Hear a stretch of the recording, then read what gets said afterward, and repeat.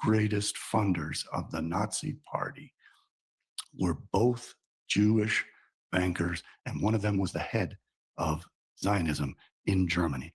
So that is why history unfolded as it did. And our friend who presented himself as an expert didn't even know of the Treaty of Rapallo and accused me of lying about it and making it up. And he doesn't know who the Freemason Hjalmar Schacht is. So I hope people are not deceived by his ignorance and realize he's that there are not facts ignorant, and behind he actually knows quite a lot, Christopher. Yeah. And I think we actually need to have a better debate with you and Truth, because I do not believe a lot of stuff that you're saying myself, by the way. Then you're also ignorant, which is why you No, you know what him makes somebody as a ignorant? When someone else wisdom. calls somebody ignorant, Well, I know you are the one who's ignorant ignorant. because I know what I've said. Because is you're facts. calling me ignorant. That is just shows me You're calling who's me actually not ignorant and a acknowledging. No, you're not liar by saying acknowledging what I other said isn't people's true. opinions. And you don't know what you're talking It's an about. opinion. Instead of, it's not an opinion. I'm stating historical facts that are well known by anyone who has familiarity with the facts of history, which you obviously do not. Just because I don't understand it from your viewpoint. Hang on. It's not Exactly. viewpoint. It's an iteration of a series of facts. It is a fact that the Treaty of Rapallo existed. That's what you believe. Your It's facts not are what you believe in. This is hang on. Yeah, well, ridiculous. I'm sure. I'm not doubting that is fact that treaty took place, and that there's probably a perspective that Chrisopher obviously has researched and probably has completely reasonable data and history to back up his perspective. Truth has a very different one. Wolf, you and myself and probably a lot of other people in the space would likely align with Truth. And that's fine, right? The history is complicated. But it's not fine to misrepresent the historical facts, which are not controversial and which are known by anyone who knows this history. And it is not fine to call me a liar for presenting the historical facts, which ignorant people are unaware They're not of. facts. None of your facts line up. Never called you a liar, by the way. I'm calling you. You said it's not true. You're spreading misinformation. I'm calling you. I'm saying it to you. You're a liar. You're spreading misinformation. You didn't even know what the Treaty of Rapallo is. You didn't even know what year it was signed. I knew what it was. I didn't know what year it was. So I said the early 20s. I thought it would be about 1922. We'll go back and check. But you know it's hang on, gentlemen. You didn't even know it existed. You said I made it up. You made it sound like the Treaty of Apollo helped the German economy. I never said it helped the German economy. I said exactly what it was. I said it was a treaty to build German military equipment in the Soviet Union to be used. Okay, you know what? I love Truth Teller, and I don't know Christoph, but I would like this. Why don't we do 2 minutes on and off? 2 minutes on and off. Just let's do it. Let's give Truth 2 minutes, Christopher, hang tight, and then you respond with your 2 minutes. And Truth Teller, please, brother, just don't interrupt when he goes. I know you're passionate. I really do get it. Go ahead. He's part Jewish, Wolf. Oh, I know already. Go ahead, Truth. Yes, you're. Yes. Go ahead, Truth. 2 minutes. Go ahead, cook it. Truth, you go first, then we go to Christopher. Sure, fine. Well, I was away for about 5 minutes, so I don't know what other nonsense he was spreading. I'm not going to put up with this. It's my. Well, then leave. No, you're okay. No, hang on. We need a fucking Jew here. Then. Well. Well, you told me to go first, and then your mic cut out, Truth. Yeah, I'm sorry. I tried to make it more of a. You guys told me to come back. I was content to let you have your space. You told me to come back to debate. I waited my turn, and then he interrupted me, and then he rage quit like a little sissy girl that he is. And let him go back to his Jewish synagogue and cry to his rabbi and get molested again for all I care. But anyway, he's spewing complete nonsense and lies. He couldn't make sense of the Treaty of Apollo. First, he said it was the Jews behind the Treaty of Apollo that sought to fix the German economy. He's welcome to come back and debate if he wants. It seems he's quite fragile because I never left the space. You already admitted that I was removed, and I came back. By the way, Ian and Wolf, I've sent you the documentaries, the 4-part documentaries that debunk all of his lies. It's a 4-part documentary on Odyssey. Feel free to check it out. It's several hours. Obviously, I haven't had time to see it yet. But this guy's a notorious and a pathological liar who just seeks to undermine and be dismissive of the Germans' ability to be able to overcome the odds and create the economic miracle he's trying to give the Jew credit for. Because at the end of the day, the Jews are what they've always been, which is that they're pledge allegiance to their own, and they lie, gaslight, and just seek to discredit Gentiles for anything they've accomplished. And even with respect to weaponry, he tried to give the credit to the Soviets for being able to build weapons now, state-of-the-art weapons, which they then used against the Soviets themselves. That makes a lot of sense. So they're somehow playing this 5D, 6D chess that only the Jews are able to play. So this way, they can bring those two sides together. Whereas what really makes a lot more sense is the Germans were able to achieve their economic miracle, and then it was world powers that collaborated to then want to destroy it because the Rothschilds could never allow for a country to become successful without a Rothschild bank in place to be able to reap the profits that the Germans were creating through their own ingenuity, hard work, and endeavors through the labor back zero debt, zero interest currency that it introduced back in 1933. And they were, of course, building the VW, the VW Bug, an affordable car that every German could afford as well. In addition to giving away free homes to German families willing to have 4 kids, they would take 25% off the mortgage. Does that sound like something the Jews would ever do, to give free homes away, to like give away free loans, etc.? I don't think so. None of that makes sense. And I've heard this revisionist history before from these other Soviet apologists who try to give the credit to the Soviets for being able to build those state-of-the-art weapons. It was the Soviets, in fact, that were playing and supporting the Germans all along, when in fact nothing could be further from the truth, because the German National Socialist ideology was completely antithetical to the communist ideology, which took place through a violent overthrow, of course, of the establishment, to then control the means of production, to of course control the currency through a central bank. bank, and of course, to be state-owned all of the companies. In National Socialist Germany, you still had a stock market. You still had private ownership of businesses. In fact, they all thrived. In fact, you even had Jews that still got to own their businesses under National Socialism. So none of what he says adds up because he's trying to claim that under National Socialism, all the businesses were state-owned. When the only restriction was restricting what CEOs get pulled out as a dividend, was restricted to 6% and nothing more. And they also lowered taxes down to just 7%, which is again put towards building the Autobahn and other infrastructure within Germany because it had been destroyed obviously from World War I. It was still recovering in 1933 from the Great Depression that the Jews had started in 1929. But I guess this magic, this economic miracle that he keeps touting, the Jews, somehow I guess screwed it up because Germany's economy didn't improve until the National Socialists actually took power. So why even bother mentioning the Treaty of Apollo, which was negotiated by, of course, German Jews, Russian Jews, and America probably had a hand in it too. Really, it was just overseen by the Jewish bankers because nothing happens without their oversight because they were the ones funding Germany at that time, and they were also, of course, funding the USSR at that time too. And Lenin had no hand in any of this stuff either, so I don't really know what he was talking about. He was essentially pushed out by around 1924 or so, and then Trotsky as well was gone by 1929, I believe. Don't quote me on those exact dates. So essentially Stalin in charge after 1923. So I don't even know why he mentions Lenin. Anyway, he's not here, so I'm basically debating with myself. There's no point. Hey, Ian, I just Ian is just so fucking gentle and kind, and he's just he cannot manage troops. I just thought it was the best. I'm Look, sitting I was back here. content to leave and not I'm come back. laughing. It's fine, so you guys can have your space. No, this is Ian's space. I have no idea who this person is. But he did say in the beginning of the space, and I'm sure Ian is right now sitting in DMing him. It could have gone a little different, but obviously, way more than me, Truth. And you seen something that was fishy and you call it out. And I mean, hey, there's a spaces for you and it gets spicy. But when we go into a debate, sometimes I feel like maybe, maybe one question, two questions, and then we go back and forth, right? That would have maybe worked out better, and then we could have nailed him even more. But he did admit that he found out in his teenage years that he's Jewish, and so yeah. But hang I know. on. Go ahead. Hang on. His comment, you're correct. I can't remember if it was his teenage years or later, but it was something to the extent that if I remember correctly, that it would have been either his great grandmother or grandfather was 50% Jewish or 100%. And I think he stated wasn't it his that way. past mother he found out that his mother that passed away was Jewish or had not mother who passed away. No, it was at least grandparents, if not great grandparents, and he talked very candidly about it with Khan, and he basically stated that he believes that it's very important to be completely transparent with his listeners and his audience. So I don't think there's any attempt here to be in any way subversive or anything along those lines. Obviously, he has a different take on Christianity, which goes in line with Adam Green's presentation. I suppose I should say that Adam Green, according to Christopher, has lifted his presentation on Christianity. Right? He sees it largely as a subversive religious element. He's welcome to have that opinion. And look, it's not like he just says that and then says, yes, I know that I'm right. He says that and then has a lot of information that he has compiled, that he has built that perspective around. And obviously, I mean, look, he didn't come into the space to talk about Adolf Hitler or the National Socialists, but off the top of his head or cuff or whatever analogy you want to use, he obviously does really know a lot about that history, right? And as does Truth Teller for what it's worth, of course. And so, he's arrived at a different conclusion. I don't presume either of his presentations based in an attempt to be subversive. And I don't say that just to merely give him the benefit of the doubt. That's just the impression that I have based on the interaction. Maybe I'm wrong on that. I'd be curious for people's opinions. But what I would say in his defense, Truth is one of the most impassioned debaters on X, knows his stuff better than just about anybody on this platform, and has a recall that is like the Terminator, because it's at some kind of AI level I can't possibly comprehend. But I do think that could have gone differently. I think it probably could have gone better. I think for a future space, we should probably look at something like that and say, guys, you're not going to come to an agreement. Let's perhaps have, like Wolf, you were trying to do, let's perhaps have a future discussion on that. But even if we got to that point, a debate in the future couldn't look like what just happened because it's not productive. And, I want to call out Orthodox Canonist. You came in and I think you properly kind of brought things back into a little bit more of a conversational disagreement that could have at least lent itself to the audience for them to arrive at their own conclusions. And the unfortunate part is, and this is just human behavior, we went from, 250 to 500 people with Truth and Christopher going back and forth. And I say that just because people love drama. Like, people want to walk in and they just want to see a fist fight like it's the Coliseum. And that can be entertaining, but it's not informative. And I actually spoke about this the other day, right, Ian? And I don't know if you were in the space, because I was like, it's funny. We can have the most educational topic. We can have the smartest minds, the biggest brains. We can talk about things that will actually do something for our future or will change people's minds, right? But we were sitting at 220, 250, right?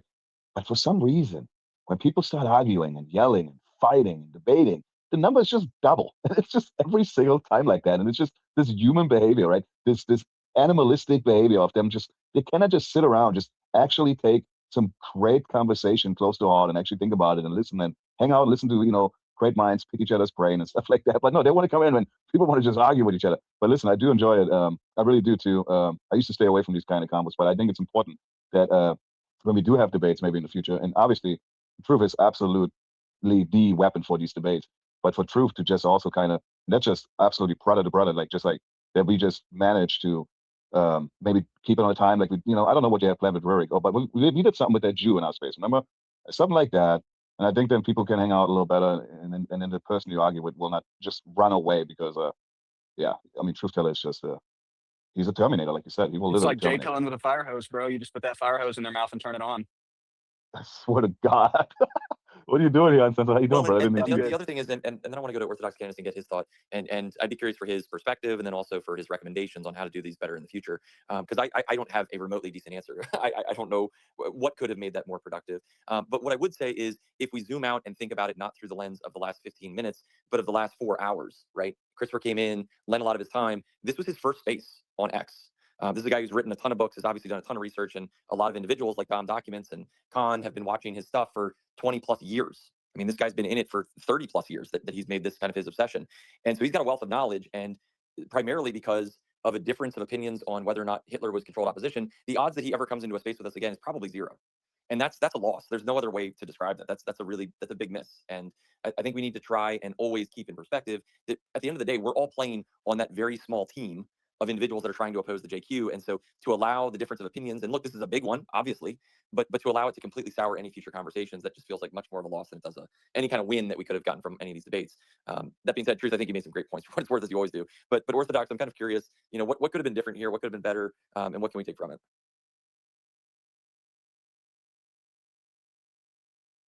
Wolf, can you hear him? No, I think Can't hear him. hang on, I got him. Hang on. I handled him real fast. He probably got stuck somehow with his connection, Wi-Fi to cellular or whatever. If I could chime in for a quick second. There you are. Of course, Orthodox. Dom. Go ahead. Go ahead, Dom. Oh, Tommy, go ahead. I'm disappointed. I'm very disappointed. I've been following CJB for a long time. I've always done my own homework, looking at his perspective and his view, and he's always reinforced what he had said. David Irving wrote a book called Hitler's War. I suggest, Truth, you read it. There is no greater historian of our era than David Irving. That's why they bombed his house and took all of his documents. He had more documents than anybody. There's a woman, I'm going to see if I can bring her about. She has over 4 million followers in Europe. So for people who like to talk about if you're a big shot or not, she's a big shot. And she's finishing her book, and she's the one that I've been talking with over the last 3 months. I'm going to give Miss Mohar a call because she has really red-pilled me a lot about World War II, and it really shook me to my core. And she's been working on her book now for over 15 years, and it's ready. It's ready to be published. And I'm going to see if I can get her in touch with you, Ian. She's on Twitter, but not very active, and see if we can bring her on board, because what she told me and the receipts that she has, actual, copies of documents and so on, this has been a 15-year obsession with her. Speaks perfect English, speaks Croatian, speaks a couple of other languages, high IQ. And it's tough. You've got to leave, you got to leave 5% on the table that you just might not know. These guys are masters. They are masters at this. Okay? To think that look who they've subverted. Everybody. Look where we're at. To the degree where we're removing the ovaries from our children and the testicles from our children and injecting a bioweapon into ourselves. From our food to the media. They're masters. So is it really that far out of the realm of possibility to debase the currency to the degree where it's billions of Deutschmarks to buy a loaf of bread and then buy it back? That sounds like something the Jew would do. And when the rest of the world was boycotting Germany, starting in 1933, when Judea declared, before they won the election, declared war on Germany, well, you need a GDP. And how do you gain a GDP? Through export. And if nobody's buying your shit, it doesn't matter how many houses the government is giving out. Your currency stays debased. That's just simple. And we know that's what had occurred. Even in New York, they were dumping all of the German wearables into the river, the Woolworth Company and Macy's. And they pushed this propaganda everywhere to keep that currency debased, because we know how the Jew operates. They want to use your money. They want to get something for free. So imagine shorting the Deutschmark at that time, how many billions, even trillions you would have made, and then build them up again. Nobody wants to see Germany get picked on. If they're this poor, it would be like, a superpower going up against Zimbabwe. How would that look to the rest of the world? And this is what Lisa Moher has written. David Irving has written this. Many historians have written this. And I didn't want to hear it. But sitting with her for 3 hours and having a conversation, I had to just sort of I couldn't even sleep. I came away with it going, yeah, it makes sense. Those crafty fuckers. It's like the movie, what what was that movie with Kevin Spacey where he played Kaiser Soze? And it wasn't until the Usual end, Suspects. Usual Suspects, and we were all fucking hoodwinked by the guy as he walked away, and then he no longer had the limp in his step. How did we all feel watching that? That's how I felt talking with her. And I featured David Irving in part 3 of You Are Amalek in the re-edit. And the only reason why I haven't released it, because I know, just like 9/11, when I said there were no planes, everybody fucking attacked me. And I'm like, if I release part 3, everybody's gonna just fucking lose their minds.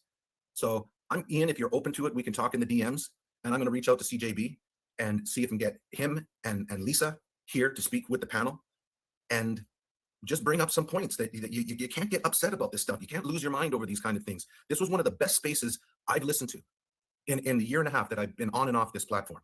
And I even sent Ian a DM, and I said, I'm proud of you to remain so neutral. And that's what makes you a good host, Ian, and a good interviewer, is that you're able to remain neutral, keep your bias and your opinion aside, because we might be wrong. And you always have to leave that little bit there. And then it's up to truth to reinforce our confidence that we're on the right track. But we've been hoodwinked by these motherfuckers for 2,000 years. What would make that any different?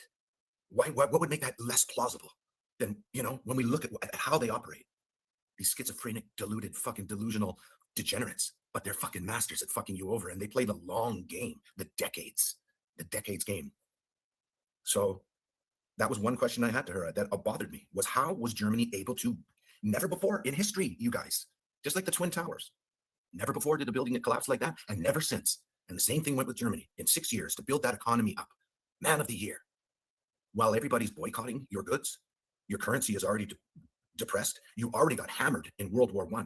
I mean, that is a feat. You couldn't have done it without other countries buying your goods, whether it would be oil or whether it would be your bitumen or your technology. But the money had to come in from outside in order to build up that economy. They couldn't have done it with just themselves. It doesn't matter if a poor man fucking puts a new coat of paint on his house and a new roof and cuts the grass and puts hanging potted plants. He's got no money. Put lipstick on a pig doesn't make it any more expensive. So you gotta keep just that open perspective, just that little bit. I'm not saying just give up on what you've learned, and I'm not criticizing anybody here. But you gotta just leave that little bit out there, and then you've got to fucking go down the deep tunnel. And if there's an old saying by Osho where it said one fact can change the mind of a genius. Just one fact. And this is what scientists do. They applaud the person who stands up and says, this is not correct, and we'll show you why. They will shake his hand. Thank you for proving me wrong. Because at the end of the day, we would just want the truth. So maybe I can put that together, Ian. We can talk in the DMs. I think it'll be fantastic for everybody to listen and then take it from there. All right, thanks. Lots of love, Dom, and really well said. And look, the reality is that there's black, there's white, and then there's a whole bunch of gray in between. And when it comes to things like, let's say, the National Socialists or Adolf Hitler, I mean, obviously, he wasn't a perfect man. They weren't a perfect political or military apparatus, right? Everything has its flaws and its ups and downs. And I say that just to suggest that perhaps neither individual is correct in that it was completely pure and only good, or that it was completely compromised, which I suppose is kind of Chris's perspective, right? Maybe there's nuance in the middle, and that could lend credibility or credence to either of those perspectives. So the two of them might agree on 90% of things or 95% of things. We just hyper focused and fixated on that primary area of disagreement. But to go back to Orthodox canonists on the same topic, and Dom, I think you really nailed it, but I'd be curious for his takes. I know he's in a lot of really big spaces, obviously a really big voice. So Orthodox, I'm kind of curious for your take on, just your opinion maybe on the space in its entirety, that debate, how things could have been better, what we should look for in the future. Thank you, Ian. Look, I think I can't really give recommendations. I'm a writer and a podcast. I'm not a space host like yourself, Wolf, Truth Teller, Uncensored, Trillion, etc. And I'm not a documentary maker like Dom, so I can't give recommendations where I'm not really specialized at these things. But in relation to CJB, and I can't blame Truth Teller for being so passionate about a subject which I think he is definitely an expert on, at least on this platform, that's for sure. And that means a lot, because frankly, not many people are outspoken, are not being community noted, and are able to succinctly, I think, summarize a lot of these very complex matters. And so naturally, I understand why somebody who completely goes against his opinion, why Truth Teller would react in such a way. And I would say the same, CJB, I recognize now why me and him blocked each other in the first place, right? I was trying to refresh my memory as to why we were mutually blocked. And that's frankly because CJB, as Dom correctly pointed out, he is of the Adam Breen persuasion, that is very anti-Christian from perhaps a more pantheistic pagan perspective. In fact, like the two books he published, Satanic Secrets of Jesus Christ, Volume 1, for example, like even if this space was about that book, I wouldn't join it in the first place. I would just challenge him to, say, a theological debate, or maybe have my friend Jay Dyer challenge him, right? And like we all know who he is through the recent debates against the fellow Muslims, etc. Or his book Rise Above the Gods Who Hate Us, which just is like a very weird exegesis of the Old Testament and New Testament, and completely ignores basically all Christian literature for 2,000 years. But look, I'm not here to bash CJB and his authorship, right? Especially on religion, because clearly I'm biased against that, being an Orthodox Christian and such. The point is, if it was about Christianity, could I say that I would have held back like Truth did, or that Truth did not, and sort of not insulted him? I can't really say because I would have been very passionate about that. I did have some questions for him about, given that he was so read on the Third Reich, First World War, Second World War, etc. I did have some questions about, for example, General Plan Ost. Like, what was the plan for the Third Reich in expansion? What was the expansion into the Lebensraum in the east? What was the plan for example, Crimea, the Baltic states, the remains of the Soviet Union? Because these opinions differ, and I think a lot of people aren't even sure. And in fact, there isn't a clear opinion as to what exactly the Third Reich had planned for the Soviet Union had they won the Third World War, the Second World War, that is. So I had a few of these sort of very specific niche questions, which I think he may have had a take on. The other question I had for him potentially was this concept of Lebensraum. We know it existed as well during the First World War, which is why the Kaiser's Germany even wanted to fight the Russian Empire in the first place, because they were eager to, in some ways, reconquer some of the Baltic German lands, in other ways, take lands which were German a long time ago. Like we're talking about Gothic Crimea, which was Gotland back in the day. So they had some of these ideas a long time ago. How did these ideas transfer themselves from the Second Reich into the Third? I had these like really niche historical questions for him, but again, as I've said, like I can't really the space was great. The debate would have been amazing between Truth and CJB. Now, frankly, he does appear to be a bit of a boomer, and that's just simply who he is. In that using the space would probably take him a little while to get around the whole mute function, how that works, how to speak in turns, etc. But I completely applaud you for trying to mediate it in. And Truth, I can't blame you because you're an expert, at this particular subject. If, for example, he began bashing Christian history, or he brought up his, I would say, blasphemous and sacrilegious books, for which, if he published them in the Russian Empire, of my ancestors, we would have him sent to a cold Siberian mine.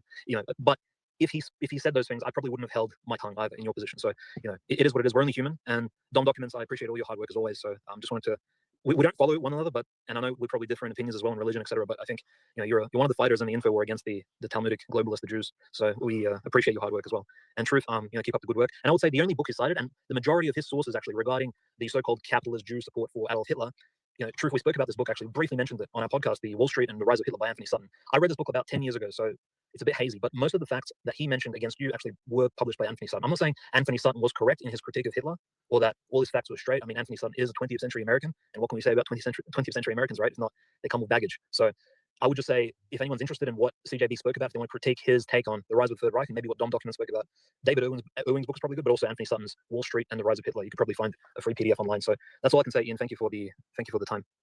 No, of course, and Orthodox, always love having you in here, and I mean, just the tone and tenor in your voice, it's just very calming and soothing, right?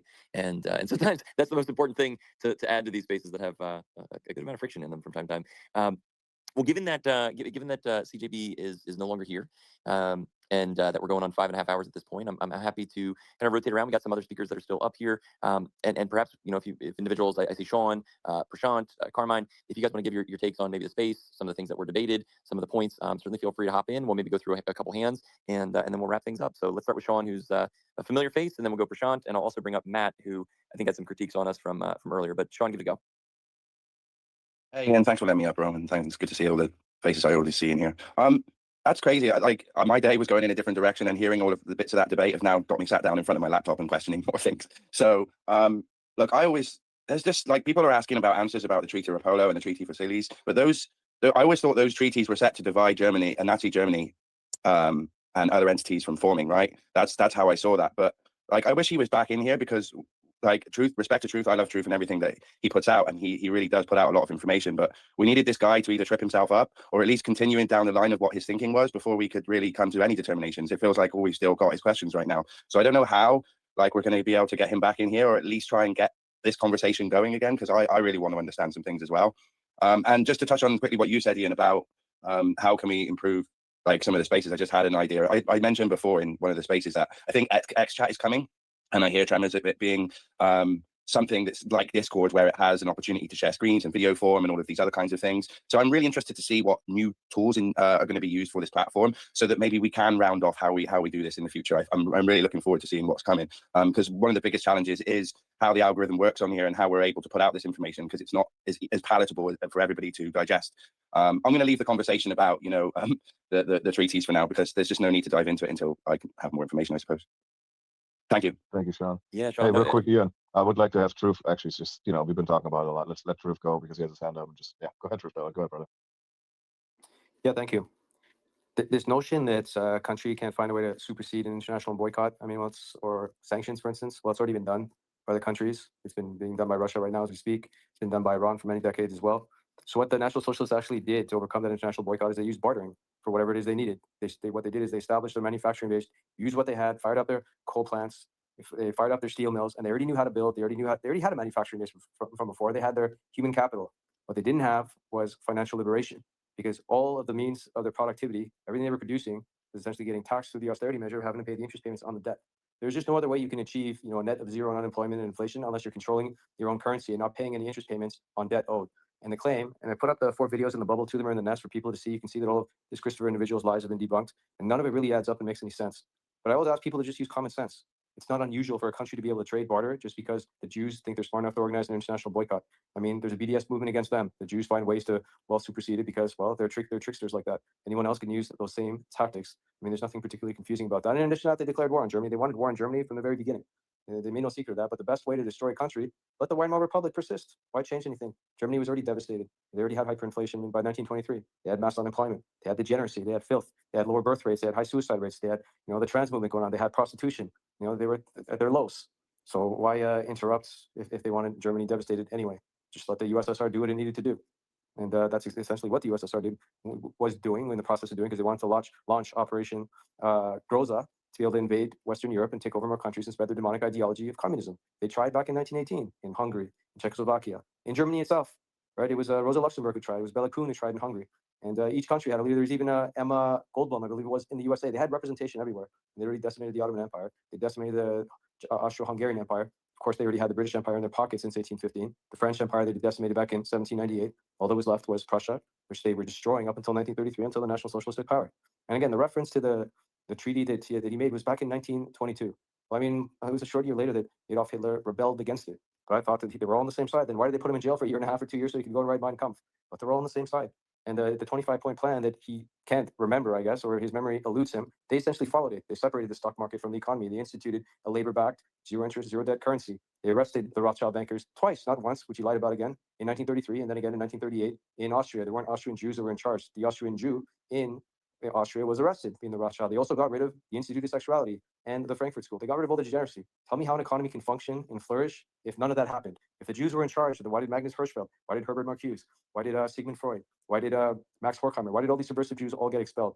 And by the way, with respect to him being a Zionist and doing a one-time transfer in 1933, that didn't last. And the first choice was Madagascar. And unfortunately, the French and British had holdings within Madagascar. So that didn't work out. They didn't want to send them to Palestine. That was a last resort because the final solution was about expulsion, getting rid of the Jews. They didn't want to play ball. And those that were willing to meet the criteria requirements and actually do some real work, they were allowed to stay. And they actually did very well. So Hitler wasn't about trying to kill all the Jews. He got rid of the ones, by got rid of, I mean expelled the ones that were spreading degeneracy, that were unwilling to abide by the new laws of the land, which the Jews are very well known for, despite it being their second oath that they must abide by all the laws of the land in their host countries because they're forbidden to ever return to the land of Palestine. So if Hitler was really all about the Jews, then he would respect their 3 oaths, which is that they could never go to the land of Palestine, but he didn't really care for that. He just wanted a quick fix to the problem of dealing with the Jewish problem. So expulsion was the key.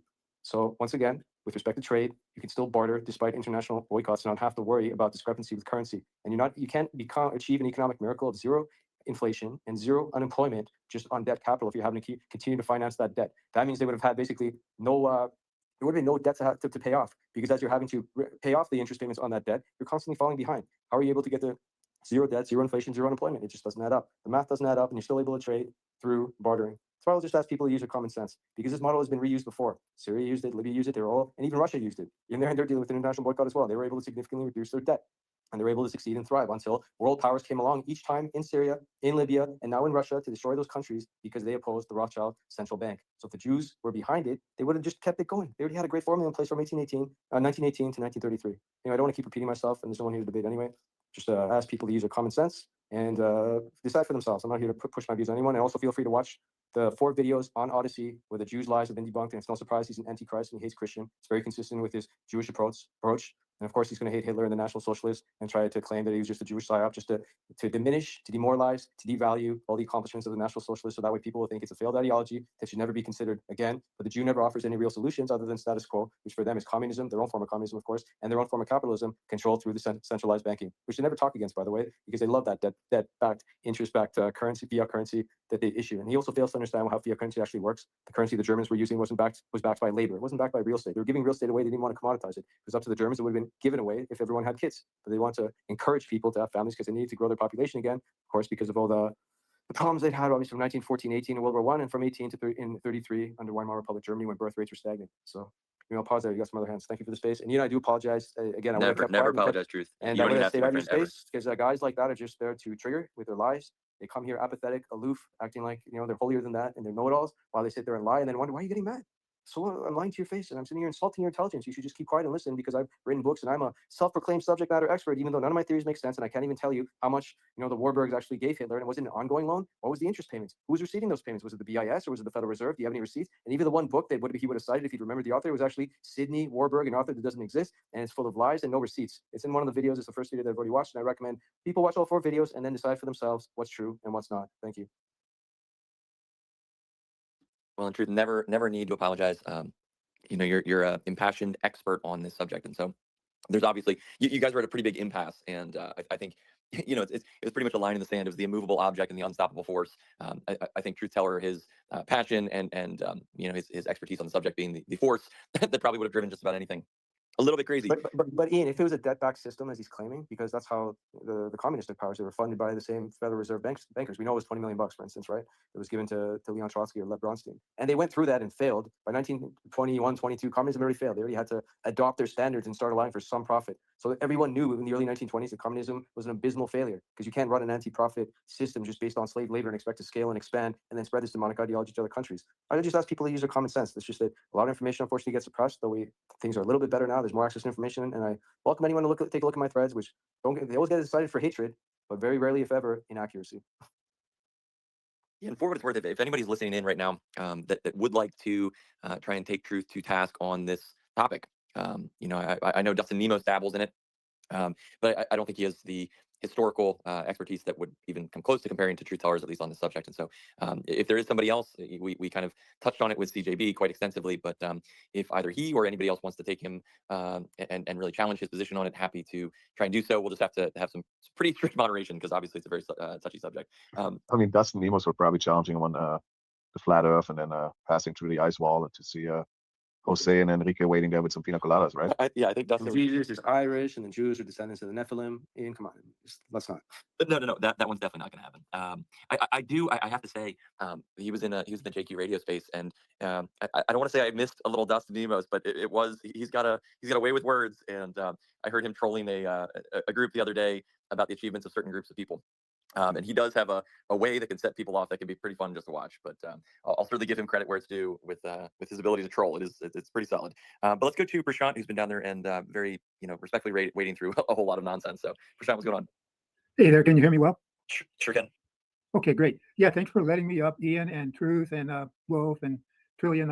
It was a great space. I was only in here for the last hour because I was in another, in quotes, Jewish space, the one that tries to force vaccines and say they're God's gift to the world. I go in that space every Tuesday and Thursday and try to raise a little hell with these knuckleheads. And they're always talking Jewish and Nazi stuff too. But in any case, on the subject and on the CJ, whatever his name was, I think he did bust himself. As I said, I was only in here in the last hour. And what I heard was the professional bullshitter, the professional Zionist bullshitter. That's what I heard in the last hour. The guy acted like he knew everything and nobody else could know anything. He was the only one that could possibly know the truth. That's what they do. That's what the Zionists do. And when anybody else questions him, then they lose it. He lost it. Look what's happened in the last half hour. He's not here, and there's been an intelligent conversation. No bullshit, no fighting, no nothing. He's the one that I see caused all the fighting. I'm certainly no expert on the German situation. I've studied it in relation to a couple of things Truth just said. I think that from what I've studied of Hitler, he wasn't a deceptive man like the Zionists. Their MO is deception. What I've studied of Hitler, he wasn't like that. He was an honest man. He was a good man. And he just spoke the truth. He was very intelligent from what my research says. And, the one thing I had in relation to Truth saying that his economic miracle, you know what else he had? He had the people together believing in him and believing in each other. And there's an energy in that. There's an energy in that people power believing in each other and believing in their leader. There's a real energy in that. And that's also probably what contributed to the economic miracle, in my opinion. Because, I'm 74 and I studied with a master from India for 25 years, actually, and I did the practices that he taught. So I'm not an expert in the history, but I rely on intuition. And the practices that I did strengthen one's intuition. And my intuition about this guy, Bjerkness, he's a deceptor. He's here to deceive. He tells a lot of truth, and then he slips into a little deception to fool people. And that's the MO of the Zionist liars. That's their MO. So I hope I didn't ramble on too long. Thanks for letting me speak, and it was a good space. And so I'll leave it there. Thanks. Well, much appreciated, Prashant, and certainly curious for others takes on the conversation. I know we got Carmine, Silly's up here, a familiar face, Matt over there. Feel free if somebody wants to jump in. I don't know the right order, and so I don't want to try and pick somebody, but feel free to jump in if you've been waiting for a while. Yeah, Well, we could, fuck it. Okay, well, I'm yeah, gonna go jump in. Uncensored. I mean, Trillian's been waiting as a co-host, but Go Uncensored ahead, should go, actually, and then no, we can go to Trillian, go, Trillian. and then I'll go. Go ahead, Trillian. All right, thanks for that. Yeah, Ian, this was actually a really great space. So I probably joined in about an hour into it. I think we need a, I think we need, my comments can be a little bit more of an administrative point. Maybe you guys will agree, maybe you'll hate this idea. But I'm thinking we need something along the lines of community notes, but for spaces, right? So the thing is, when we get, like, I'm going to reference a couple other speakers that we've had. Ian, I'm pretty sure these were both your spaces. I could be wrong, but the Guillermo space, I'll use a point of reference. So basically we get somebody who's a supposed expert. I'm not saying Guillermo isn't. I'm just saying, like, Ian does a great job bringing somebody in who just knows a lot of stuff, right or wrong, an expert at something.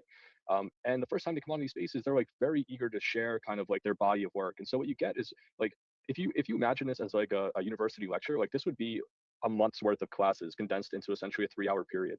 And it's quite difficult for anybody listening to like really be able to assimilate all of this information. But what's good about it, like in this space included, is that you get so many different references. Like you might not have thought of stuff, like some of the connections might not make sense. Like you almost need a study group like after these types of spaces to kind of figure out, like, all right, what did we just listen to, right? Like, is this all legitimate? Is this sourced? Are there real follow-ups to it? Stuff like that. And so I think it's best, especially when we get somebody new into kind of like the spaces ecosystem. And I would love to see the guy back, like, even if he is full of shit on some things, right? I think it just adds to the discourse. And you kind of let him lay out his version of events, right? His take on things, extract kind of the nuggets out of there, but maybe that it's up to us to kind of like actually either clip it, transcribe it, whatever, right? I mean, like, he is kind of doing, it's a lot of work. Like, that's all I want to say. It's like he did put in a lot of time and a lot of work to kind of like put together this presentation, and it was masterfully guided through by Ian. Of course, he's very, he's just so good at this. And so, I think maybe this is a way, even if it doesn't work out with this guy, Chris says, fuck these guys, I never want to come back to spaces. I'm just going to go, live in my hobbit hole for the rest of my life and just, think my thoughts and write my books. Okay. But you know what, for the future, I think it wouldn't be such a bad approach to just like let them lay out their case. We take it, digest it, right? And then Ian, that'd be a great like opportunity to kind of follow up and be like, here's sort of the community response to this, and like, and go from there, and then go ahead and have these debates.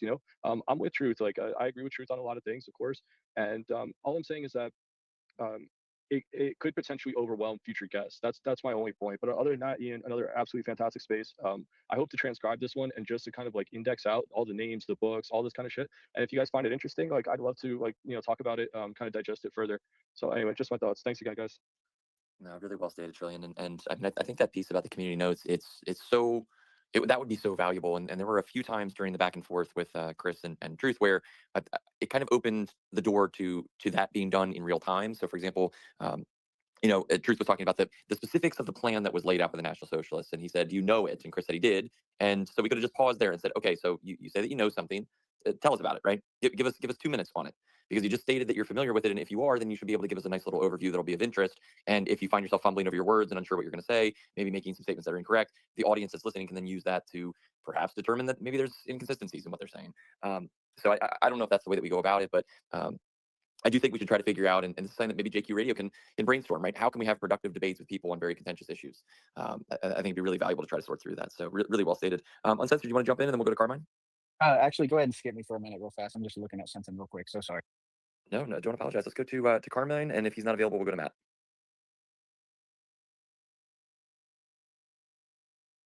Let's go to Matt, and then we'll come back to Carmine. And Prashant and Shane, I'm going to move you guys down. If you do want to come back up, feel free just to request again. But jump in there, Matt. Thanks, team. Good space. Yeah, it got crazy there, but I have to say, like, I'm with Truth. Like, it just seemed to me that, to say this, anytime somebody's views are challenged and they aren't open to listen to the challenge and they just like want to run away like a little girl, that's just a big red flag, in my opinion. I just don't think that you can really have a whole lot of faith in that. The big thing that kind of stood out for me was this idea that the Jews allowed Hitler or canceled his debt or allowed him to like borrow money and this, that, and the other. Because the reality is he kicked them the F out of his country, and everything was based on the work of the Volk. And that's how countries in classic days before the Federal Reserve System, that's how the value of your currency was determined and how much like the world would respect your currency that you printed when you owned your own bank. Like, unfortunately, we don't own our own banks anymore. The Talmudic Yudah have taken them all, except for two, which is North Korea and Iran. But anyway, that's for another time. The value of your currency was based on the production of your nation. So it was the people working to produce goods, and that's what Uncle Laddie did. He got the whole country behind him and focused on production. Kicked out the Jews, said "fuck you" to the Treaty of Versailles. If you guys are going to build fucking weapons and we're not allowed, well, that's bullshit. So we're going to build weapons too. And yeah, that was what did it for me, was this idea that the Jews allowed it, because as far as my studies go, they didn't allow anything. They were like strangling the German people, and Hitler just had enough, and the people had enough, and they identified the problem. They burned all the porn. They got rid of the subversion, and look what happened. We all know what happened. They went from like a nothing economy to the greatest economy in the world. So I'll land the plane there. Well, thank you for that, Matt. Really, really well stated and wonderful addition. Let's go down to Silly Questions. Or did they drop down? And if so, we'll go to Donna. Silly, I think you're up here. I don't see you right now. If you are, please just jump in. But otherwise, we'll go to Donna. Silly's not here. I don't think. Okay. I think you're up, Donna. Thank you. I got ticked off. First thing out of his mouth is he's bashing Christianity, and so then I find out that he was hanging out with Adam Green, and then I find out Adam Green, before he started his whatever tour, his pagan tour, had visited Israel. So that just tells me this is just more Jew Hezbollah, and you know what Hezbollah is? You take like a little bit of truth and some lies and twist it together and make it into something. So when is David Duke coming on? Because maybe he can straighten out the lies. Because I mean, this guy. I mean, come on. Why did the U.S. have to give the Soviet Union supplies if the Soviet Union was giving them to Hitler? Duh. You know, Germany was more advanced than Britain and the other countries, so it wasn't coming from Stalin's way. Duh. I mean, there's so many holes in his fucking story. But what really irks me is he had to start off digging the knife in Christianity. You know what? Fuck you, Jew. He's a Jew. You know. So I'll end before I say more ugly things. Well, Donna coming and spitting fire out of left field. I like it, Donna. Yeah, let's just continue onward, because I don't want to put my foot in my mouth and comment on that and maybe be in too much agreement, because I think I mean, Chris came in here and he shared his thoughts, which I certainly found interesting. Didn't agree with all of them, but let's go to Darren, who has his hand up, and Darren, your thoughts on the space, on the guest speaker. Is it subversion? Is it is he completely correct and righteous in his sharing of information? What do you think? I have a bit of an interesting perspective on this one. The biggest thing that I've noticed, as someone who has quite an extensive background in Christianity, and I kind of wish I would have studied more, where my family was half Catholic, half Jehovah's Witness, which makes no sense entirely. But one thing that I've learned of being a part of many different churches is that often that generation will find ways to be narcissistic without coming off as narcissistic, where they act like they know a whole lot of things, but then when you try to explain something to him, like even when you guys were trying to explain to like how like the system works, and I get like there's an age gap and it's their first time using it, right?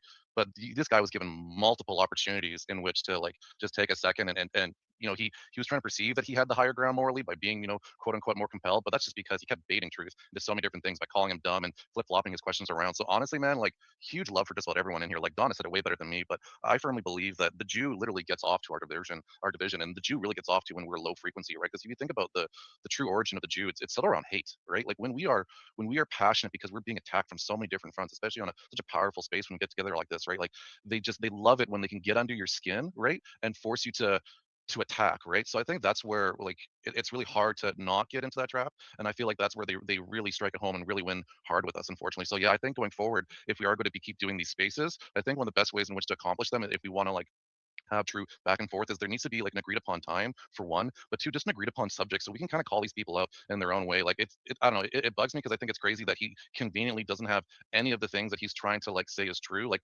either like know it with passion or even be able to like post it right away. Like I find that extremely suspicious of someone who's lived effectively, you know, double my lifespan, to not know something that passionate and not even have it like bookmarked to share right away. But anyways, I'll land it there, guys. Much love. God bless everyone. Heil Hitler. He's not a fucking Jew. And everyone just keep being positive and don't let the low frequency bug you. No low frequency vibes, says Darren, and I like that. I like that take. Right at the end of the day, we should all leave this with some new information, maybe a laugh or two, some kind of entertainment, and something that we can take and share with other people to try and continue making a difference in this world with the truths that we learn along the way. Speaking of truth, let's go to Truth Teller, and then we'll go down to I think Bubblegum. I don't know if you've had a chance to speak. If not, we'll go to you, and then we'll go to Tim. Uncensored. Oh, that's uncensored. Perfect. Sure, yeah, thank you. So the common denominator I always noticed with these subversive Jews is they always want to take shots at Christianity because, well, they hate Jesus Christ. They hate Christianity. It's antithetical to their religious practices, their worship of Lucifer. You know, actually, I was reading through the Talmud. I look at it here and there because I'm trying to understand how these demons operate. And I learned that they actually do justify things like, well, human sacrifice, or not human sacrifice, child sacrifice, actually.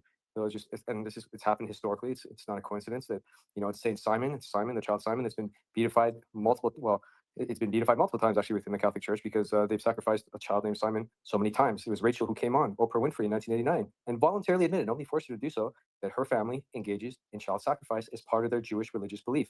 And that, well, it wasn't just her family doing it. This is widespread across America. So when you wonder why, you know, these kids go missing every day, well, it's because of these Jews who absolutely hate, resent, and want to kill Christians. They really do hate Christians. They hate Gentiles. And it was the likes of Theodor Koppen who wrote the book that Germany must perish. It was published in 1941, so clearly he wrote it before then. And the idea was to, well, sterilize 48 million Germans, all the German men under the age of 65 and all the German women under the age of 45. I mean, what other kind of religious faith thinks this way? What other kind of religious faith allows them to destroy 49,000 churches, which is what they did in Russia? The same thing is what they've done in Palestine and also in Syria and Lebanon. They like to bomb churches. They like to kill Christians. And they kill Muslims as well. Basically anyone who's not them, because they have a superiority complex. And that's why, you know, the Jew is always right. And just because he spent many years mastering his craft of deception and lies and condescension, of course he looks down upon others. He doesn't look at me as an equal, as a Gentile. No, I'm beneath him, and therefore anything I say is just wrong. And then when I call him out on his bullshit, and well, how much was it then? Tell me how much the Jews funded Hitler for. Was he making interest payments? How was he paying them back? And then still able to achieve his economic miracle? Please make it make sense, Professor. It just doesn't add up to me. And I see this pattern every single time, and you have the same common denominators. It's the hatred towards Gentiles, the hatred towards Christians, the hatred towards Jesus Christ. And then they play the 80-20 game where they'll say maybe even 60-40, it'll be 60 to 70% truth. Well, yeah, it sounds like he's on my side, but then they slip in the lie. And it reminds me of a recent interview I watched with Professor Ilan Pape. He teaches in the UK. You know, he acts like he's a martyr because he defends Palestine, and he talks down on the current, you know, Jewish leadership in Israel as committing a genocide. And they ask him, well, where did Zionism originate from? Who came up with it? And then this guy has the audacity. A professor who's written many books. His most recent one is about AIPAC. He says it was from Christianity. Yes, it was the Christians that wanted to establish a Jewish state to help the Jews, so this way they could achieve their ultimate ambition of getting their Messiah to come, well, through human intervention, of course, and lead to the end of times war. Yes, it's the Christians that wanted that. And then they're also going to claim that communism was also stemmed from Christianity as well, right? Karl Marx they say he was a Christian, you know, because he went to seminary, just like Stalin. They went to seminary school, even though they dropped out, failed, and they're both ethnically Jewish. Forget about that part. No, they're not Jewish. They weren't funded by Jews. In those cases, no, they weren't funded by Jews, even though Moses Mordecai Levy himself had a familial relationship through family with the Rothschilds. They actually funded him. They helped fund him because he never held a real job. So it fascinates me how these Jews play these games. They're on a spectrum essentially. They're either I think they're allotted, you know, a certain agenda as to what they're allowed to, which part of the controlled opposition they're allowed to play the role in, and they do it masterfully. You have to give credit where credit's due. They come off as credible. You know, they speak with their monotone, you know, professorial. It's like, well, he sounds like he's right. You know, he's written books about this. You know, the Jew would never lie to me. Not this guy. He's different. This particular one is different. So far, there's only a handful of honest Jews I've come to know. One is, of course, well, Bobby Fischer. And I'm remiss to say I've got to read out what he actually wrote. And his thesis was very simple. He didn't call out Zionists. He called out Jews. They're criminal people, and the Jews completely control the U.S., and the Jews are using the U.S. as a vehicle to take over the world. I mean, there's an honest Jew who just tells it like it is. He doesn't mince words, calls them all out, says they're a criminal bunch, and he actually converted to Christianity because he wanted nothing to do with Judaism. And also, it seems there's still a gap in knowledge as to how the financial system actually works, how the monetary system works with centralized banking versus not. And I see it's a problem with some of these subversive individuals. They just can't explain it properly. Well, okay, if it's debt financing, then you would have a direct record of documentation from the BIS. You know exactly how much the Jews would have given him. But in none of those references he gave was there an actual number, because then you could actually unpack it to see if it made sense. Because he would have burned through that capital immediately if he was debt financed. He would need additional loans, because that's the way the perpetual debt system works. It's meant to keep you in debt, so this way they keep accumulating higher amounts of debt, and your interest rate keeps going up, because now you need to restructure your old debt to pay down the new debt that you're now having to collect as well. And that means higher interest payments for them, because they have no interest in you paying off your debt. They want you to remain in debt at all times. They just want the interest payments, because they'll break even after 5 or 6 years of interest paybacks. And after that, it's just gravy. Let it go 20, 30, 40, 50 years. They've been paid back 5, 6 times over. And it's funny money to them anyway. It's backed by nothing. They've stolen all the gold in Germany. So it's really funny to me that he also said that the Jews gave Hitler all kinds of gold. Well, I thought he confiscated gold from the Jews. Isn't that what you guys came up with? So now it's the other way around. They gave him gold. Where'd he stash it? Where'd he put it? Because I don't remember them collecting any of his gold. I thought it was all somehow put in Switzerland, because then they put a hit job on Switzerland, and they did a shakedown and demanded restitution from them as well. Because the Jews are never satisfied with the level of reparations they've got. 90 billion plus wasn't enough from Germany, and they've also added to the number of survivors as well. There's about 100,000. 10 years ago, I believe it was, and now they're up to over 400,000. Somehow the number of survivors increased. They found ways to increase the number of people that survived the Holocaust. It's very interesting to me how that works. And they also revised the figure from Auschwitz down from 4 million to 1 million, and yet they haven't paid back any of the restitution money they collected. So it's a web of lies they've been able to weave for many decades and just cover one lie with another. And then when you question it and challenge it, they enforce censorship rules and anti-Semitism laws to silence you. So that's the pattern I noticed with these Jews. And of course, I came back and I was prepared to let him go first. He sat silent. I was given my turn. I started talking, and then he rage quit. I guess he lost his self-control because the schizophrenia, the mental illness, the anxiety, whatever it is he's suffering from all the Jewish synthetic pills he takes kicked in. But yeah, if he wants to come and debate me, by all means, let's do it. Awesome. Let's go to uncensored, and then we'll go to Bubblegum, who's down there. All right. Well, probably getting off right after this, but enjoyed it. My thing is this, right? I always try to, if people are talking about a lot of different topics, I just try to pick a topic I know a lot, and then kind of use that to judge if I believe what this person's saying, right? Like the news, for instance, you pick up the news, you see something. If mainstream news is talking about a subject you know a lot, generally you're going to see that they're talking out their ass, right? And then you can kind of realize that, oh, they're just kind of talking out their ass about everything. And I know that this guy's talking out his ass and being completely illogical every time he talks about Christianity, especially when he talks about things like, well, biblical scholars are currently sitting on this topic, and it's they're leaning this way. But then he'll go say some shit like Jesus was the serpent and all this bullshit the biblical scholars wouldn't remotely like take serious, and hold all these just batshit crazy views that are not historical Christianity or like biblical scholars, right? Biblical scholars, secular or not, aren't going to hold any of the views that he has. He's going to quote like Nag Hammadi bullshit that's 400 years late, and be like, no, these were the true guys. Forget about Polycarp, who knew John. Forget about Ignatius, who knew Polycarp, and maybe John. Forget about all those guys, right? I don't give a shit about that. I'm going to go with 400 years later, and then we're going to just go with that, right? I mean, it's just, I don't know. But the main issue that I have there, the main thing that bothers me is when someone uses something as a source and then they hold views that are completely against that source, right? If you can't be appealing to an authority and then just like pulling that authority out, right? That doesn't work. So that's my takeaway. And I know a lot of that is bullshit about Hitler. I don't think he ever said Hitler was a Jew. The funding by Jews, I know, is a longer conversation, but it's not that complicated. But if he did say he was a Jew, that's just ridiculous. I did put something in the Jumbotron for that. We know exactly where that claim came from. Came from his nephew trying to extort money out of him. Not going any deeper than that. Go read that thing up there. But yeah, so because he said these things, though, that I know are bullshit, I'm just assuming the rest of his, highfalutin talking is also just mostly bullshit. So I don't know. That's just my takeaway. I know it gets heated, right? And Truth Teller, like I said earlier, Truth Teller treats everything like a fire hose, and that's just the way that it is, though. And that's why we dig it. I mean, I dig it. I love it. But people get scared, man. They get they don't know how to handle that, right? It's like a bear coming at you. You have no fucking clue what to do. So I mean, yeah, that's just the way that it goes. But I think that it shouldn't matter, right? I mean, I think just let it go. And maybe the way we handle it, maybe Trillian's right. Maybe there's a better way to just do debates, right? Maybe we drop everybody except the two debaters and then only have one speaker at a time for their 2 minutes, and then just swap them, right? Bring the next one up and drop the other one, right? Maybe something like that, just so that there's no inclination on either side to do it. Because that'll just stop it, right? That would just kill it, and it's not that complicated, not that hard to do. So, but either way, I do not know how. I've been thinking about this a lot, and I'm going to stop right here. I don't know how good an idea it is to like give every view if you know it's stupid. Hitler talked about modern art, right? And he was talking about it, and he said, there's nothing special about creating something new or unheard of if it's awful. So who cares if these people have some new idea or they're unique if it's shit, right? I don't want to hear shit. I don't want to waste our time having all these sidebars where we have people come up that are just giving us shit, causing more division. Like going down the Hitler Jew thing is like, to me, as realistic as flat earth. And it's just kind of all it does is cause us to do this, what we've done the past 30 minutes. And that's just talk about a conversation that got us nowhere, which I'm fine with. I mean, shit, we run 24 hours, so it's okay, right? We got plenty of time, but still, I don't know. I don't know that I am all the way where Truth is saying he is subversive. I just think he knows he's full of shit. That much is true. I do think he knows he's full of shit because he's not being realistic, at least in the parts that I know about. So I assume the rest is that way. But either way, love you all a long time, and I will see y'all tomorrow, I am certain. Love it. And in the interest of time, let's just move right along. I know Tim had his hand up. Let's go actually, let's go to Bubblegum if he is there. If not, we'll go to Tim. Bubblegum going once. Bubblegum going twice. I'm trying. Can you hear me? We sure can. I love it. I'm having some audio issues all night long. Anyway, yeah, I can see why that actually happened earlier. And, I'm really, most times I'm with Truth on that. And I think a lot of people have, a lot of feelings after all the research and just endless documentaries and everything you would.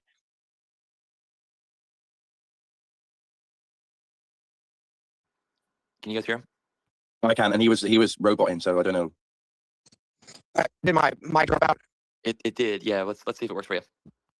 All right. Well, I'm just saying that, yeah, obviously anyone would understand that. Usually, it would make any economy, take off if you just leave that behind. And I completely agree. But you can see the misunderstanding there. And it's sad because CJB, I've learned so much from him about, my entire worldview for the last 6 years. So truly, you can really take a lot from that. you can see that people always have a lot of heartfelt feelings about what they grew up with Jesus. They always get a lot of feelings about that, and it's understandable. And thanks for letting me on. I appreciate the space, and it really was kind of a bummer to see, because it's happened with CJB before in the past where he comes on, and he's speaking for 3.5 hours. It's not like he talked for like 10 minutes, and everybody's like, oh, he bitch out, come on, he's talking for like 3.5 hours, and everybody's read a different book and has a different understanding. But you can see how that Jewish behavior is the exact same. I mean, would it really surprise you that some Jewish financier actually helped the German nation in order to go fight Russia? Would that surprise you? They're always trying to create the exact same prophecy where they rule over the ashes. You get what I mean? It's the exact same thing every time. Why is that a surprise? Well, of course they probably helped them so that they would go fight their enemies. Remember the Bolsheviks? So that they would take over. So I just, I get the misunderstanding there. And I have mad respect for all you guys, especially Truth and coming in. And it is like a fire hose, man. He is like a machine gun. You know what I mean? But yeah, thanks for letting me talk. And I feel kind of, rough that, CJB, he really does have a genius IQ. And people like that are always very awkward with other people. They can't really acknowledge other people, and understand that everybody's coming from their own, position, but he believes what he, believes in, and the whole thing too about him being a quarter Jewish or whatever. But he spent his entire life writing about how wackadoo the fucking beliefs of the Jews really are. You know what I mean? And it really is disruptive. I lost 2 relatives in December from those fucking shots. Don't ever forget it, man. They tried to kill us all, and he was talking about that. And there will be more of that to come. That's part of the prophecy. They have to fulfill prophecy. I lost my uncle and my father-in-law in December. I'm telling you, they will fulfill prophecy, and they were Jewish shots. Everybody knows it. Anyway, thanks for letting me talk. Yeah, of course, Bob, and thank you for swinging by. And I see Sean's got his hand up. Let's actually, I'm sorry, Tim. Let's go to Tim Lorden, then we'll go to Sean for some final words. Thanks, Ian. Okay. We sure can. Awesome. Yeah, great space. I've just been enjoying a lot of the stuff recently, especially JQ Radio. I can just kind of put it on just random times all the time when I practice music or just listen to it a lot. I've learned a lot from all you guys. It's great. Yeah, so for the debate style, with a 2-minute back and forth, maybe go into that a little earlier, or maybe add extra time, or you could even coordinate that with Truth if he wants to do it, or if he doesn't want to do it, or if you don't want to get bogged down by the space. You don't have to get bogged down in the space. You can just kind of cruise to the next topic. But yeah, with the 2-minute thing, I think Truth finds a way to kind of tie in a lot of other points, and then for people who don't know the information nearly as well, they might be able to digest it better if it's not like rapid fire coming at them. But that was the only points I had to make. Well, much appreciated. And yeah, I think Truth can jam so many good, solid points and historical facts into such a condensed amount of time that if both sides get 30 seconds, it's like giving Truth 30 minutes because he can jam so much in there. It makes it really tough for anybody opposing him. But let's. I see we got Sean, Donna, and Darren hold their hands up. So why don't we go through each of the 3 of them? Ian, can I interject very yeah, quickly? Of course. Thank you. Sorry, I apologize. Just real quick, because I read about this before, but now I actually found the act that was passed as well. And it was the Enabling Act that was passed, by Hermann Göring, who was the president of the Reichstag in 33, because Hitler at that time was chancellor. Hindenburg was actually, the president essentially. And so by the terms of this act, it allowed them to decree any laws they saw fit, which it actually included on January 34, the Enabling Act to disband all the Freemason organizations and confiscate all their properties and their lodges. In addition to that, in 1935, August, Hitler published a proclamation, and the Nazi party, again, I don't speak German, but Volkischer Beobachter, sorry, Wolf, I apologize for butchering your language, indicating that all Masonic lodges in Germany and these nations allied to Germany were to be dissolved. The article accused the Freemasons of joining with the world's Jews to take over the world. So again, this is very well documented, published. Hitler also wrote Mein Kampf that told the Freemasons have been subverted by Jews and they're under the control of Jews. And of course, when he took power, he sought to dissolve all their Masonic lodges, arrest them, get rid of them, and make sure that they had no power and influence. So it just seems to be completely counterintuitive to what you're now expected to believe, that he himself was working for the Freemasons, or he's a Freemason himself, and he's going after them and also arresting the Rothschilds. Anyway, just want to add some more context to that part of his lies as well. And thank you for that, Truth. And let's go to Sean, then we'll go Donna, then Darren, then we'll wrap the space. Thanks for letting me back up, man.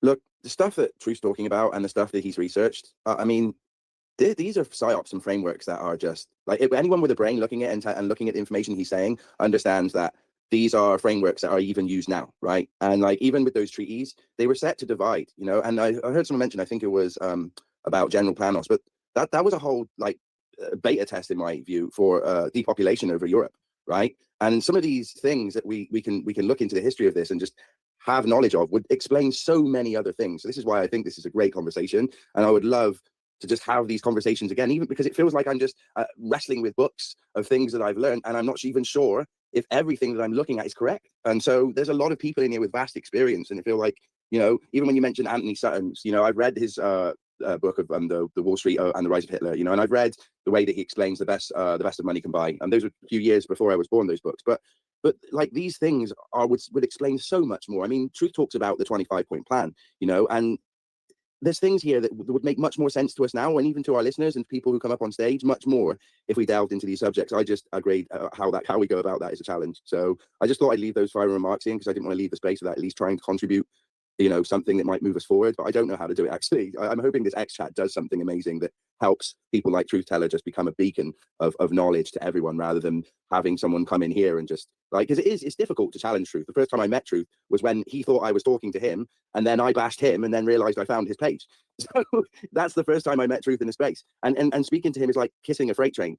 It's just not going to happen, sometimes. So yeah, I'll leave it there, man. Thanks, Ian, for bringing me back up, bro. But I hope that we start to speak about several of these things in history, including, I mean, Truth said about why Barron was arrested a long time ago. I'd love to talk about that and some of the reasons behind that. So yeah. Well, love it, Sean. And let's, in the interest of time, let's just move right on to Donna. But very well stated, Sean. Really, really appreciate the positive feedback there as well. Thanks, Ian. I just wanted to remind everybody that they celebrate every year. I believe the holiday is Purim, for subverting people. For like it started with Esther when she didn't disclose that she was a Jew, and then she turned around and she had she had married the king and then had him like kill all the. So over 70,000 Persians that were killed because of Queen Esther and her subversive brother. They were Jews, and yeah, the Jews celebrate this. They claim that they were going to be attacked. So the simp, beta simp king stood by his wife's lies and went about the murder of 70. And the Jews are very proud of this holiday, by the way. It's also when a lot of kids happen to go missing as well because child sacrifice. That movie Eyes Wide Shut with the masks, and we've seen pictures of them with their parties, the rich ones. Remember, with the masks with horns and all this different shit. That's celebrating disguising themselves. That's celebrating Esther, disguising herself, not divulging that she was a Jew, and then using it to her advantage. And they celebrate this. So what this guy's doing, oh yeah, he barks out a lot of information, stuff that we could get from other people, but then he has to put the poison pill in there. It's compare it to Congress's omnibus bills that have poison pills in it. That's what he is. He's like, I don't know how else to make it more clear that there's people out there that'll do this. They'll, he wrote books, he made money on it. People bought them because some of the information in there was useful. But how many people, read the whole book and took in the poison pill with it?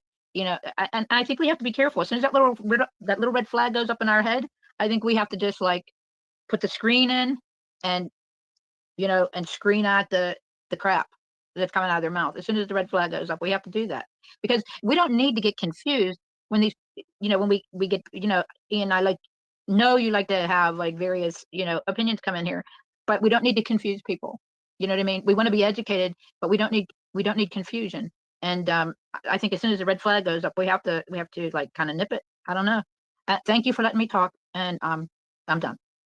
Well, of course, and thank you so much for that and the feedback. And look, I mean, I like to try and get opinions all across the board from anybody and everybody, right? And I'm happy to take the flack one day for talking to Dustin Nemos about how the Irish are the modern descendants of the biblical characters, and the next to talk to Adam Green about how Jesus didn't exist, right? And then I'll follow it up the very next day with the Goy Father talking about how we can prove that Jesus did exist. And I'll talk to anybody in between. And look, the thing that's interesting about doing it that way is it sharpens the understanding of the world, right? Because you walk away from it with a better sense of what do I take from this conversation that I find meaningful, and what do I find laughable. And for what it's worth, of all of the things that happened in this space, and that includes the debate that Truth had with CJB, the thing I find most curious and prospectively telling is that he has since blocked me. So I regretfully inform everybody I don't think we'll be getting a debate or even a secondary conversation with him. Which perhaps in and of itself speaks more volumes than the 6 hours of the space itself. I find that a very strange move from that individual. And look, it was his first space, so let's just cough it up or chalk it up to maybe novelty to this environment. But nonetheless, I do find that a very, very strange knee-jerk reaction. I rarely walk away from a debate where I feel like the other people are just wrong and feel the need to block them from any and all further communications. I'd probably do that if I felt like I embarrassed myself, actually. Out of rage. I'm not saying that that's what happened, but just a knee-jerk perception that I have to his knee-jerk reaction. Anyway, let's go to Darren. We'll get some final thoughts, and then we'll come back. I think Trillian also had his hand up, so we'll maybe let Trillian close out the space here. I hope you don't lose sleep over being blocked. No, I get blocked. Actually, Truth, and I'm sure you can appreciate. Actually, maybe you don't, because I know you're a bulldog and you probably enjoy it. But I've just gotten to the point where it takes one troll type response and I look at the person's account, and if it either says the words peach monkey or it has less than 25 followers, I literally just hit block and I never look back. It is just, it's been so freeing, because at the end of the day, like, and it's actually wonderful because the people that make those troll accounts, they have to then go through the process of building them up enough to get to a point where I don't just automatically block them. So then they have to go out and find fake followers, so that then there will be some correspondence. But By the way, anyway. I put up in the nest for everyone to see. It was Baron Louis de Rothschild who was arrested, held for $600,000 ransom. So maybe that's the money he was talking about that the National Socialists were able to get to inject into their economy. It was through hostage exchange. They took the Rothschild, and he actually reported to the Zurich correspondent of the London Daily Express that the Nazis made him scrub floors, the ultimate sin, to make the Jew do manual labor, much less a rich Jew like Baron Louis de Rothschild, who probably never has seen a scrub before because, well, he was born with a silver spoon in his mouth. So the Jews don't let these things go, they're very vindictive. So of course they're going to go out of their way to hide that shame that, not only were they arrested, they were made to scrub floors and they were held for ransom before they were let go. They were put in a prison cell, treated like garbage. So yeah, they were able to negotiate some cash that way, I guess, for the initial injection. That some think that, because the German, they believe the National Socialists were subsidized, and they also seized his whole fortune, by the way, which I imagine was a whole lot of money. Nice way to jumpstart your economy, though, right? Sorry, True. What was his argument about that? What was his He take? claims that it was Austrian Jewish bankers, even though Hitler also arrested the Rothschilds in Austria. That was separate. They were funding Hitler, and that Hitler was really a Freemason, even though I just cited the treaty, the enactment treaty that the National Socialists passed, which allowed them to shut down all of the Masonic temples and arrest all of the Freemasons because they believed they were, sources of subversion. And in each country they also went into, such as France, and during World War II, first thing they did was destroy all the Freemason lodges because they knew they'd be Jewish subverts there, or Shabbos-Koy. They were serving the Jewish cause. That just cannot be trusted because these people and the Jews are one and the same. I mean, when you become a Freemason, you're essentially, worshiping Jewry. I can cite the quotes if you like that further substantiate that. So it's pretty well No, known. I'm good, brother. Thank you. Sorry. There's multiple Jewish rabbis that have discussed or stated quite clearly in no uncertain terms. I'll read one of them just for the audience. This is from Rabbi Isaac Weiss from B'nai B'rith in 1866. He writes, Freemasonry is a Jewish establishment whose history, grades, official appointments, passports, and explanations are Jewish from beginning to end. So if you're calling anyone a Freemason, it's likely because they work for the Jews, as did Sir Winston Churchill, as did Harry Truman, as did pretty much every U.S. president. Trump, I don't know.